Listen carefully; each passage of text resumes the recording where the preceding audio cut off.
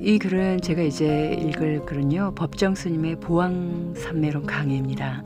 1996년 길상사에서 하신 본문이고요. 법정 스님께서 직접 강의하신 그 보왕산매론, 그분의 그 문어체 직접 말로 하신 거를 그대로 옮겨 적은 글을 제가 한번 제 목소리로 낭독해 보겠습니다. 법정 스님 보왕산매론. 오늘은 보왕산매론에 대해 얘기하려고 합니다. 신앙생활은 끝없는 복습입니다. 우리가 절에 가서 법문을 듣다 보면 되게 비슷비슷한 말씀 아닙니까? 신앙생활에 예습은 없어요. 하루하루 정진하고 익히는 복습이지요. 영적인 체험은 복습의 과정을 통해서 얻어지는 것입니다. 종교적인 체험이라는 것은 하루하루 비슷하게 되풀이되는 복습의 과정을 통해서 얻어집니다. 복습은 단순한 반복이 아니라 새로운 시작입니다. 어제까지 익혔던 정진은 어제로서 끝나는 겁니다. 오늘부터 새로운 시작입니다. 지금까지 보왕산매론 많이 들었죠? 이제 다시 복습 삼아서 말씀드립니다. 지금까지 들었던 건 모두 잊으세요. 그건 과거사예요. 오늘 이 자리에서 함께 음미하는 겁니다. 우리가 사는 이 세상을 사바세계라 합니다. 사바세계가 무슨 뜻입니까? 버머 산스크리트에서 온 말인데 사하다트, 사하를 중국말로 옮기다 보니까 사바가 됐는데 이 말을 우리말로 하자면 참고 견디어 나가야 하는 세상이란 뜻이에요.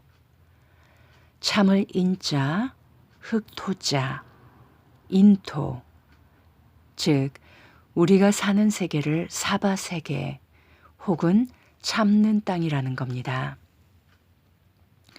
또는 감인토, 견딜 감, 참을 인자, 즉 우리가 하루하루 살아나가는 것이 참고 견디어 나가는 세상이다, 이런 뜻입니다. 참고 견디면서 살아가는 세상이기 때문에 거기에 삶의 묘미가 있어요. 모든 것이 우리 뜻대로 된다면 좋을 것 같지만 세상 사는 재미가 없을 거예요. 보왕산매론은 이런 사바세계를 살아가면서 어떤 마음가짐을 갖고 살아야 할 것인가를 선사들의 교훈으로 얘기한 것입니다. 말하자면 생활의 지혜예요. 또 순경계가 아니고 역경계, 삶의 거스름 속에서 터득하는 생활의 지혜, 자기관리에 대한 일종의 처세라고 말할 수 있습니다. 이제 제가 읽고 해설하겠습니다.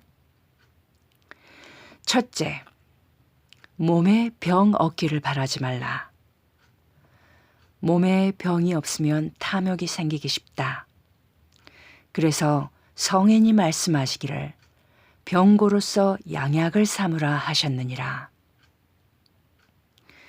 이 몸이라는 게 지수화풍의 4가지로 이루어졌다고 하지 않습니까? 또 인간의 존재는 반야신경에 나오듯 5원, 즉 색, 수, 상, 행, 식, 물질적 요소와 정신적 요소가 합쳐져 만들어진 유기적 존재입니다. 본래부터 있었던 게 아니라 어떤 인연이 다 이런 형상을 갖추고 나왔습니다. 또 인연이 닿으면 이게 흩어지고 말아요. 그렇기 때문에 이 몸 자체가 무상한 거예요. 늘 변하는 겁니다. 고정되어 있지 않습니다.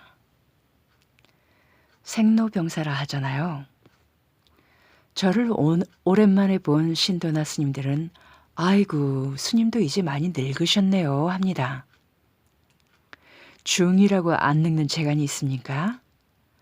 부처님도 생로병사 하셨는데 그게 우주의 질서예요. 그러나 영혼에는 생로병사가 없다고 하잖아요.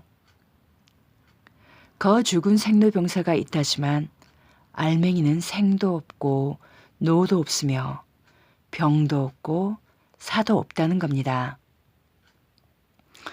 그런데 여기에선 일상적인 우리를 갖고 얘기하는 겁니다. 몸에 어떻게 병이 없을 수 없습니까? 그게 유기체인데 탈이 나는 거죠. 병을 앓을 때 신음만 하지 말고 그 병의 의미를 터득하라는 말이에요. 평소에 건강했을 때 생각해 보지 못했던 일들을 앓을 때 생각해 보라는 겁니다. 이웃에게 고마움도 느껴야 하고 내가 하루하루를 어떻게 살아왔는가, 내 인생을 어떻게 살아왔는가, 내 인간관계는 어떠했는가, 나는 직장에서 얼마나 성실하게 살아왔던가 하는 것을 스스로 자기 성찰할 수 있는 계기로 삼으라는 겁니다. 병고 자체가 죽을 병이 아니라면 그 병을 통해서 새로운 눈을 뜨라는 겁니다.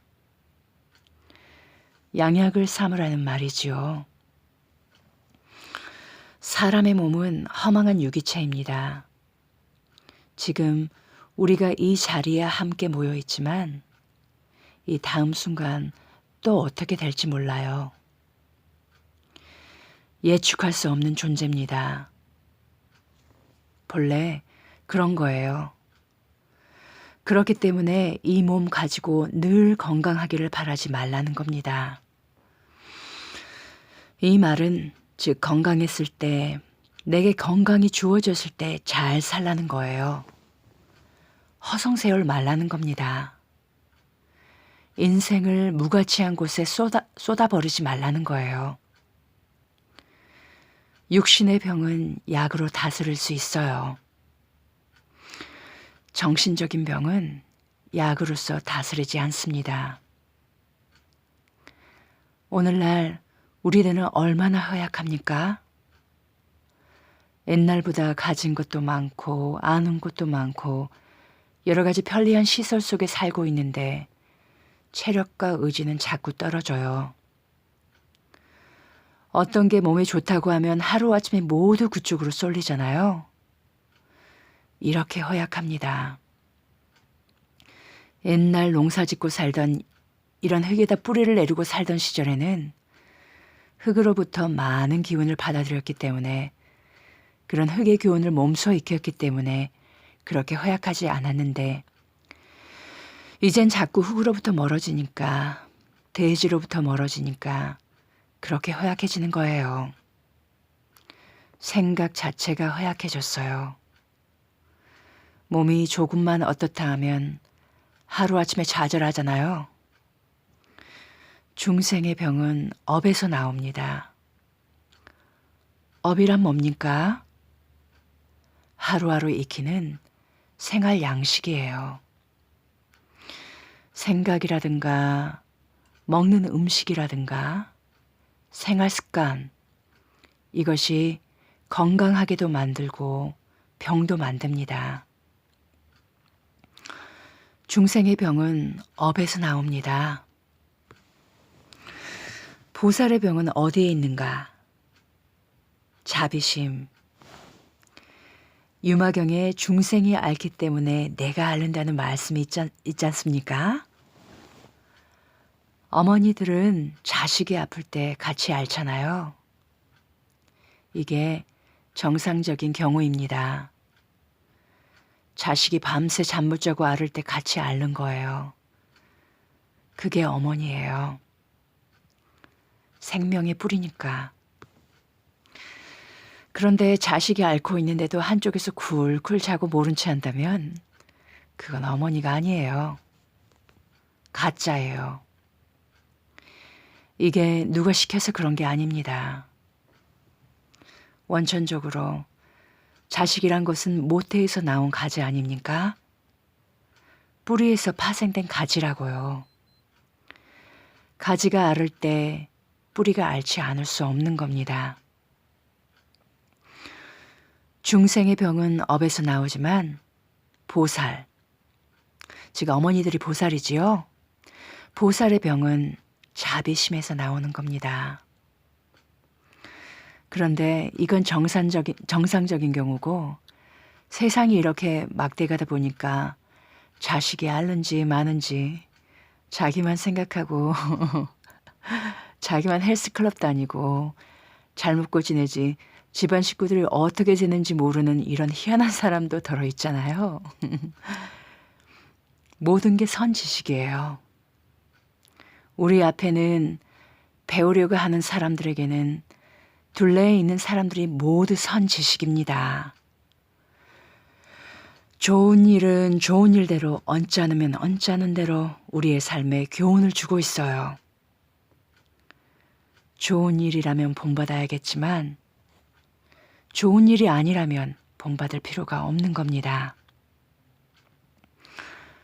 몸에 병 얻기를 바라지 말라. 몸에 병이 없으면 탐욕이 생기기 쉽다.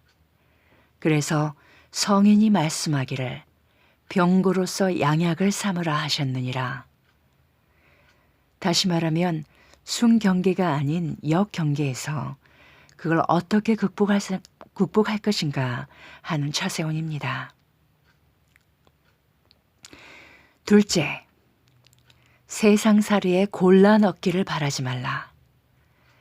세상살이에 곤란이 없으면 제 잘난 체하는 마음과 사치한 마음이 일어난다.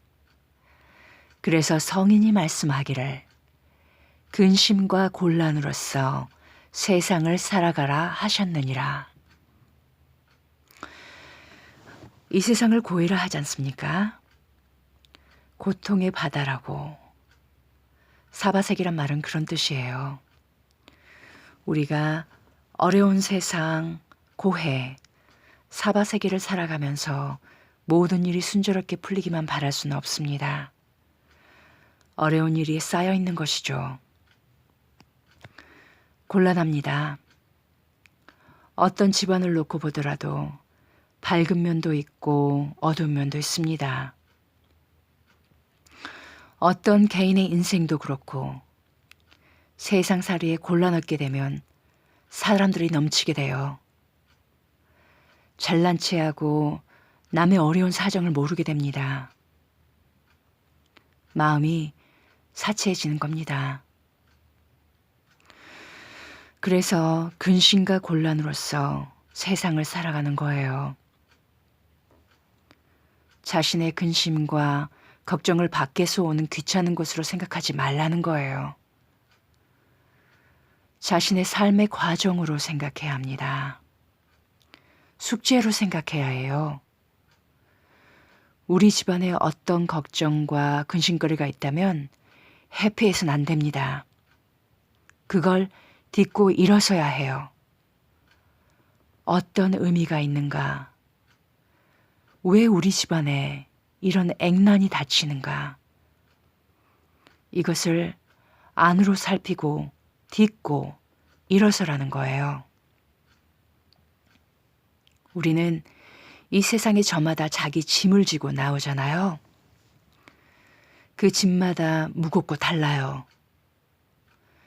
누구든 이 세상에 나온 사람들은 남들이 넘겨볼 수 없는 짐을 지고 있다니까요. 그런 근을 지니고 있어요. 그것이 그 인생이에요. 그러니까 집안에 무슨 어려움이 있다고 나쁘게만 생각지 마세요. 그 어려움을 통해서 그걸 딛고 일어서는 새로운 창의력을, 의지력을 개발하라는 우주의 소식으로 받아들일 수 있다면 세상은 살아갈 만한 세상이 됩니다. 처음부터 제가 말씀드렸습니다. 이 사바세계라는 것 참고 견뎌야 할 세계. 그런데 여기에 묘무가 있어요. 만약 이곳이 극락이나 지옥이라면 아무 재미가 없어요. 극락? 아무 고통도 없다는 거예요. 무슨 생각만 해도 몰려온다는 거예요. 물론 우리가 볼 때 이상적으로 추구해야 할 세계입니다. 그러나 재미없어요. 또 지옥? 너무 고통스러워서 감내할 수가 없어요. 사바세계는 그 중간이에요. 그러니까 참고 견딜 만한 세상이란 것이죠. 셋째, 공부하는 데 마음의 장애 없기를 바라지 말라. 마음의 장애가 없으면 배우는 것이 넘치게 된다. 그래서 성인이 말씀하기를 장애 속에서 해탈을 얻으라 하셨느니라. 공부라는 것은 꼭 스님이나 신도들이 정진하는 것만 뜻하는 게 아닙니다. 공부한다고 해서 학생들을 공부하고 스님들이 수행하는 것만 뜻하는 게 아니에요. 이건 이 세상을 살아가는 일이에요. 장애 없는 세상이 어디 있습니까? 다 장애가 있단 말이에요. 좋아서 사랑하는데도 삼각관계니 뭐니 해서 장애가 있잖아요. 다 장애물이 있다니까요. 장애 없는 건 아무것도 없습니다. 스님들도 그렇고 세상 사람들도 그렇고 한평생 세상을 살다 보면 무수한 장애물 경주해요. 지금까지 우리가 이 자리에 오면서 얼마나 많은 장애물을 헤치고 왔습니까? 그러니까 인생이란 것은 장애물 경주라니까요. 아직 끝나지 않았어요. 이 장애물이 해탈이란 뭡니까? 그런 장애물을 넘어서 안팎으로 자유로워진 상태, 안팎으로 홀가분해진 상태, 이걸 해탈이라고 하지요. 그러니까 장애라는 것은 해탈로 이르는 디딤돌이에요. 발판이에요. 그런 장애가 없으면 해탈도 있을 수가 없는 겁니다. 모든 게 다 필요한 존재라니까요. 이 우주에는 다 필요한 거예요. 어떤 미생물이 됐든 다 우주에 필요한 거예요. 그래서 생겨났거든요. 그런데 그것이 귀찮다고 해서 농약으로 강한 살충제로 죽여보세요. 그 미생물만 없어지는 게 아니고 그것이 연쇄 반응을 일으켜서 우리에게 진짜 없어서는 안 될 이로운 것까지 모두 사라지잖아요. 오늘 이 생태계의 변화라든가 환경 문제, 또 지구 온난화 문제, 이게 다 뭡니까? 너무 우리가 전체적인 흐름과 조화를 모르고 어떤 부분적인 것에 갇혀서 그것만 지나치게 소비하고 낭비하고 혹사시키다 보니까 지구 자체가 인간들을 감당 못하는 거예요. 그래, 여기저기에서 털어내느라 재채기 하느라고 지진도 일으켰다가 또 여기저기 불도 일으켰다가 그러잖아요. 지구에 사는 인간들이 마치 물 것처럼 하도 귀찮게 하니까 털어내느라 지구가 몸살을 앓고 있는 거예요. 지구가 뭡니까? 우리가 기대려는 생명의 바탕이에요. 우리만 살고 지나갈 생명의 바탕이 아닙니다. 영원히 존속돼야 할 생명의 바탕입니다. 그런데 20세기 후반 들어와서 우리가 너무도 지구를 함부로 대했기 때문에 그 보상으로서 지금과 같은 여러 가지 이변이 오는 거지요. 장애 없기를 바라지 마세요. 장애라는 것은 다 그걸 뚫고 지나갈 수 있는 해탈의 길로 이어진 길목이기 때문에 장애를 거부하지 말고 그걸 받아들이라는 겁니다.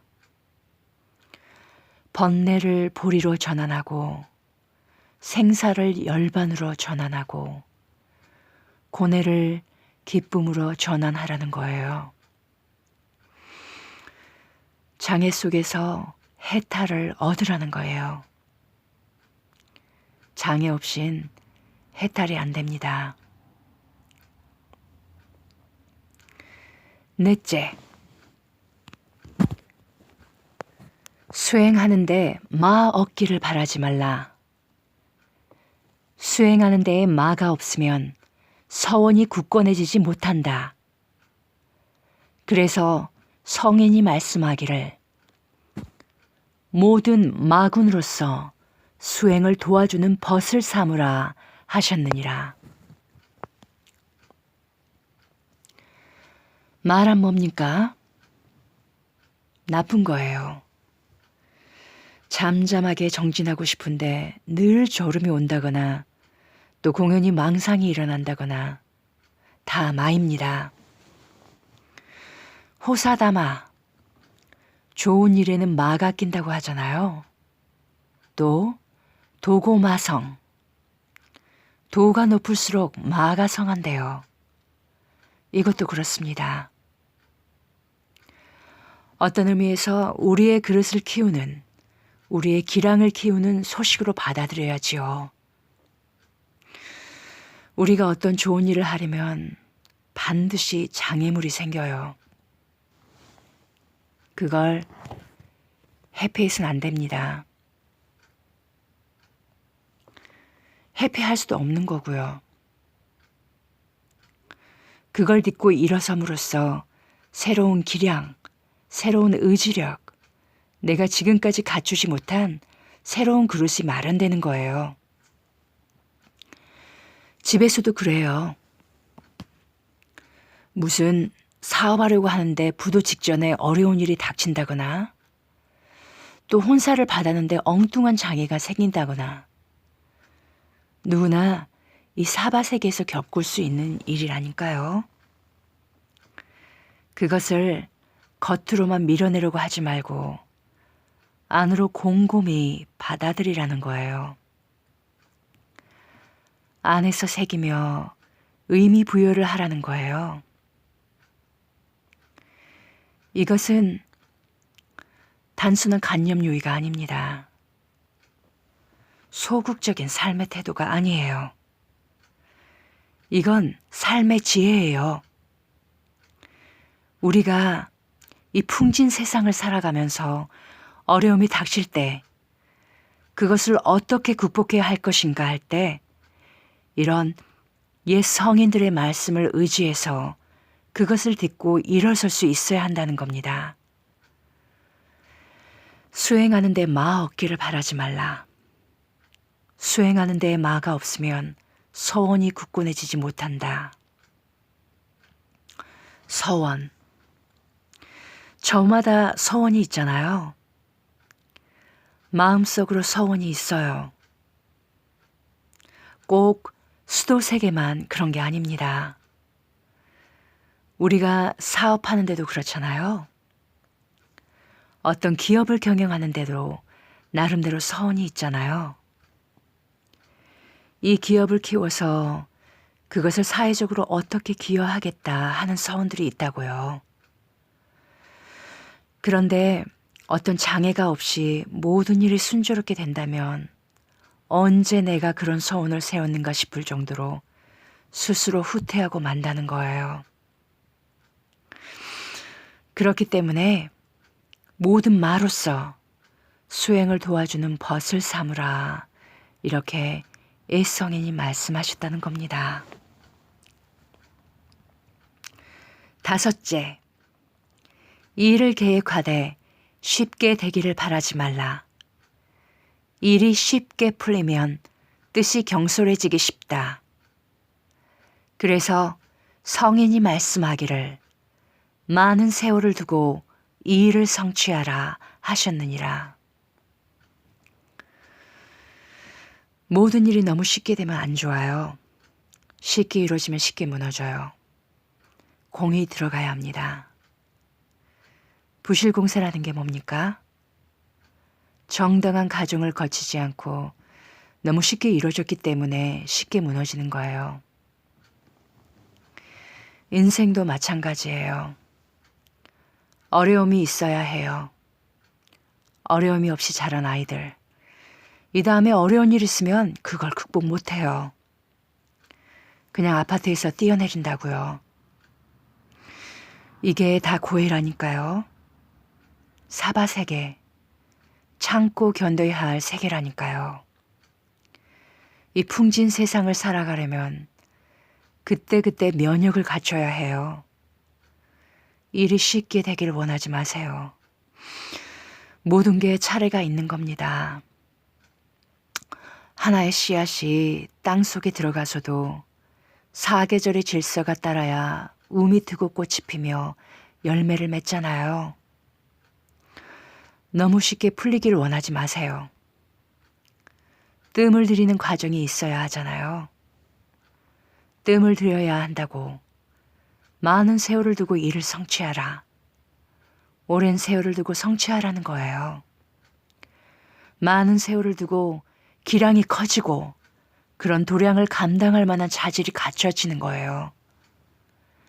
아직은 내 그릇이 그런 도량을 감당할 만한 준비가 안 됐는데 만약 거기에 무슨 일이 뜻대로 된다면 교만해지고 안이해진다고요.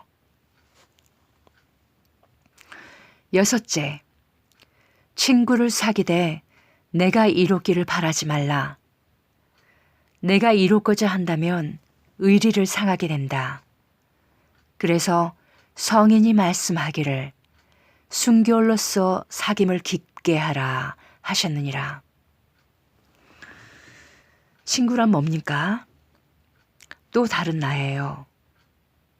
또 다른 내 자신이라고. 친구와 나를 다른 사람으로 보지 마세요. 또 다른 내 분신이라니까요. 그래, 친구를 보면 그 사람을 알 수 있다고 하잖아요. 모든 인간관계가 그렇듯 믿음과 의리, 신유로서 인간관계가 이루어져야 하는데 특히 친구지간은 그래야 해요. 믿음과 의리가 없으면 친구지간이 아닙니다. 스승과 제자, 부부간의 관계도 마찬가지예요. 모든 인간관계에는 그런 믿음과 의리, 하나 곁들인다면 애절도 들어가야 해요. 친할수록 애절이 갖추어져야 해요. 예절은 뭡니까? 사람의 도리죠. 사람의 품이고 좋은 인간관계에는 반드시 믿음과 신의, 예절로 이루어져야 해요. 친구, 내 부름에 대한 응답이에요. 그러니까 유유상종, 끼리끼리 어울리잖아요. 친구지간의 친구를 수단으로서 자기 출세하는데 발판으로 삼지 말라는 거예요. 순결로서 사귐을 깊게 하라. 인간관계를 두텁게 하라는 거예요. 우리가 인생을 살 만큼 살고 나면 무엇이 남습니까? 남는 게 아무것도 없어요. 관계만 남습니다.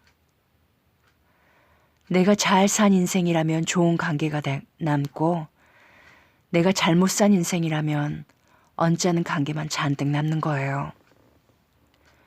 관계를 통해서, 이웃을 통해서, 친구를 통해서 거듭거듭 인간 형성의 길로 나가야 합니다. 친구는 고마운 존재예요. 왜냐하면 나를 그렇게 일깨워주니까.